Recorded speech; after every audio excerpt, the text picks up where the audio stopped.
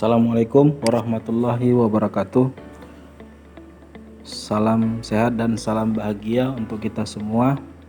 Perkenalkan, nama saya Edi Suranta Sembiring. Saya CGP Angkatan ke-7, instansi tugas di SMK Al-Maksum Stabat. Sebelumnya saya mengucapkan terima kasih kepada fasilitator saya, yaitu Ibu Tioria Nainggolan, dan juga kepada praktek mengajar saya Ibu Nurjana Eka Purwanti. Baik, di sini saya akan memaparkan tentang tugas di modul 11A8, yaitu koneksi antar materi, mengenai kesimpulan dan juga refleksi dari pemikiran Ki Hajar Dewantara. Yang mana dari modul ini ada 3 pertanyaan yang akan mungkin saya jabarkan mengenai refleksi tentang modul 1, yang mana di pertanyaan pertama, apakah yang Anda percaya tentang murid dan pembelajaran di kelas sebelum adanya materi dari modul 1.1, dan pertanyaan kedua, apa yang berubah dari pemikiran atau perilaku Anda setelah mempelajari modul ini. Lalu pertanyaan yang ketiga, apa yang dapat segera Anda terapkan lebih baik agar kelas Anda mencerminkan dari pemikiran Ki Hajar Dewantara. Baik, di sini saya akan menjabarkan yang pertama, apa yang Anda percaya tentang murid dan pembelajaran di kelas sebelum Anda mempelajari modul 1.1 ini. Yang mana saya mendapat ilmu baru sebelum saya mempelajari dari modul 1.1 ini, yang mana proses pembelajaran itu berpusat pada guru atau teacher center. Yang mana di sini saya menilai rendahnya motivasi murid sehingga mereka pasif dalam proses pembelajaran.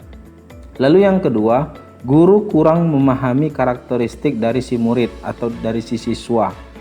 Yang mana di sini pembelajaran terfokus pada ketercapaian KKM dengan mengutamakan perkembangan aspek kognitif saja. Jadi sebelum saya mempelajari dari modul 1.1 ini, saya berpikir bahwasanya rendahnya motivasi murid sehingga mereka pasif dalam proses pembelajaran, dan juga pasti berefek dari karena guru kurang memahami dari karakteristik siswa atau murid yang kita ajarkan, sehingga kita tidak terlalu berfokus kepada siswa, melainkan kita hanya berfokus pada ketercapaian dari KKM kita sendiri, terutama di mata pelajaran kita sendiri. Itu yang saya dapat sebelum mempelajari di modul 1.1 ini. Lalu yang kedua, apa yang berubah dari pemikiran atau perilaku Anda setelah mempelajari modul ini?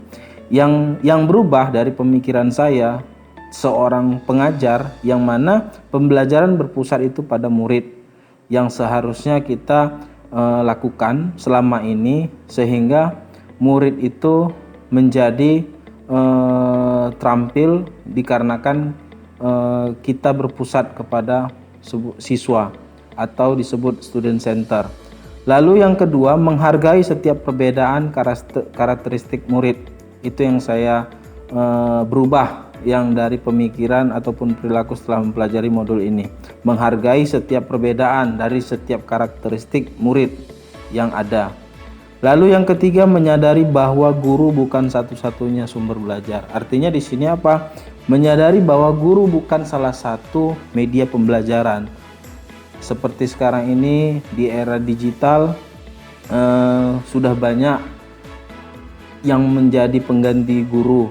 Jadi guru sekarang hanya sebagai fasilitator saja di kelas.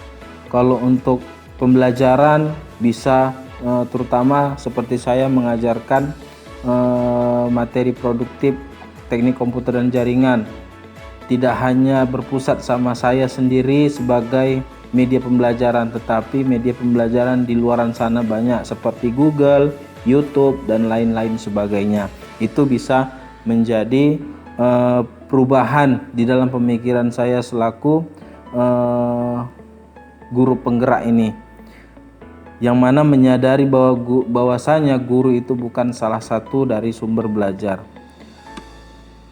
Lalu menciptakan menciptakan pembelajaran yang menarik dan menyenangkan, dan juga memberikan kebebasan kepada murid untuk menyelesaikan tugas sesuai dengan minat, bakat, dan kreativitasnya masing-masing. Lalu menuntun murid dalam mengembangkan potensi atau bakat yang dimilikinya sesuai dengan kodrat alam dan kodrat zaman. Artinya, setelah saya mempelajari modul 1.1 ini, saya menambah wawasan dan juga membuka pemikiran saya.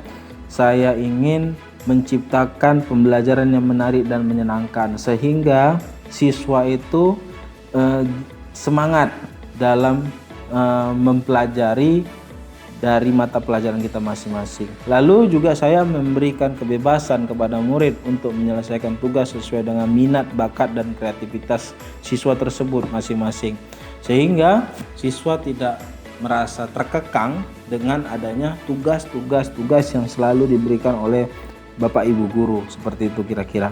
Dan juga menuntun murid dalam mengembangkan potensi dan bakat yang dimilikinya, sehingga saya bisa memantau siswa tersebut. Misalkan siswa tersebut bakat dan minatnya ada di desain, saya akan mensupport dia terus-terusan sehingga siswa tersebut bisa menjadi mengembangkan kreativitas sesuai bakat dan minat yang diinginkannya. Nah, itu kira-kira. Setelah itu yang pertanyaan ketiga, apa yang dapat segera Anda terapkan lebih baik agar kelas Anda mencerminkan pemikiran dari Ki Hajar Dewantara? Yang pertama, saya ingin merancang dan melaksanakan pembelajaran yang interaktif. Lalu yang kedua, menerapkan konsep merdeka belajar.